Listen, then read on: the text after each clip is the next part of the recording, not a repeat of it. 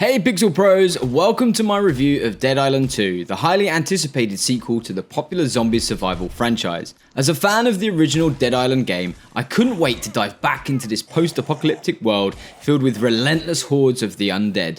Today, I'll be sharing my overall experience with the game, highlighting its strengths and discussing a few concerns that you should consider before deciding to embark on this undead adventure. So, let's sharpen our weapons and brace ourselves for the thrilling review of Dead Island 2.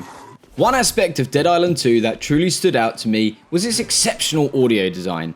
The level of polish and attention to detail in the game's audio was truly remarkable. What surprised me the most was the small but immersive sound effects such as the subtle squeaking of my rubber shoes on tile flooring.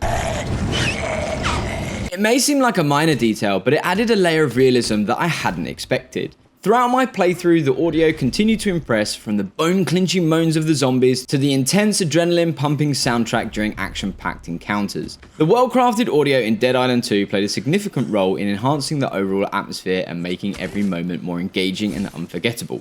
In Dead Island 2, one aspect that truly captivated me was the animations of decapitating the zombies. They were not only visually impressive, but also delivered a unique and immensely satisfying experience. With each swing of my weapon, I could feel the weight and impact as it connected with the undead hordes. The attention to detail in the animations brought a level of realism and immersion that heightened the thrill of combat, but the over-the-top blood spills reminded me this is just a game.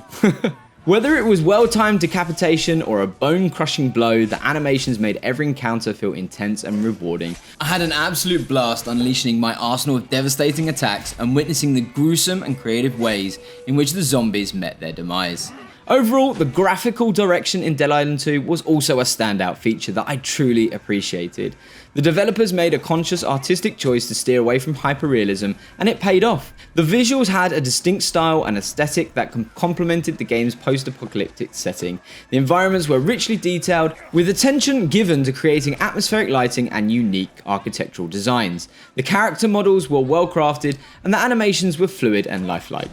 Additionally, I was pleasantly surprised by how smoothly the game ran, especially considering the common issues that many games face upon release in the recent years. Dead Island 2's optimization was impressive, allowing for a seamless and uninterrupted gameplay experience. It's a rare delight to encounter a game that not only delivers on its visual style, but also runs flawlessly, and Dead Island 2 accomplished just that.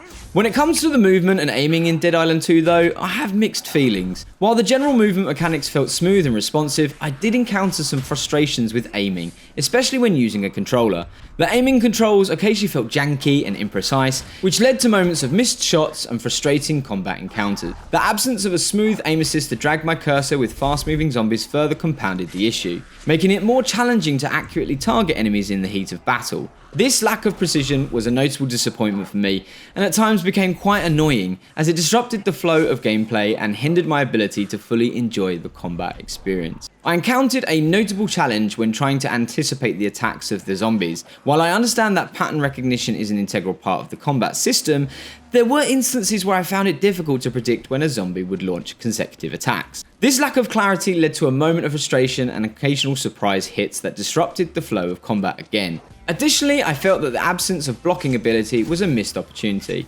Other melee-focused games often incorporate a blocking mechanic, which adds depth and strategy to engagements. Relying solely on parrying as a defensive tactic in Dead Island 2 felt somewhat one-dimensional and limited in terms of tactical choices. It would have been beneficial to have additional defensive options to enhance the combat experience and provide more opportunities for player agency. When it comes to graphics, one aspect in Dead Island 2 that puzzled me was the decision to significantly limit reflections in the game's mirrors. It's understandable to optimize performance by reducing the number of reflective surfaces, but the implementation seemed to go to such an extreme that there were practically no reflections at all, and it had a detrimental effect on my immersion. If the game had simply reduced the number of mirrors, it might not have been as jarring. However, the absence of reflections in places where they would normally be expected broke the sense of realism and created a strange discrepancy within the game world. It was an odd choice that detracted from the overall visual experience. In conclusion, I wholeheartedly recommend Dead Island 2 as a game worth experience. Despite the few negatives mentioned,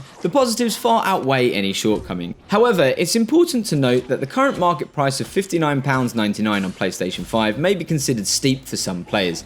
If you come across a deal or a discounted price, it becomes an even more compelling addition to your gaming collection. The immersive gameplay, satisfying animations, impressive graphics, and smooth performance make Dead Island 2 a standout title in the zombie survival genre. So keep an eye out for the opportunities to grab this game, as it's definitely one you won't want to miss.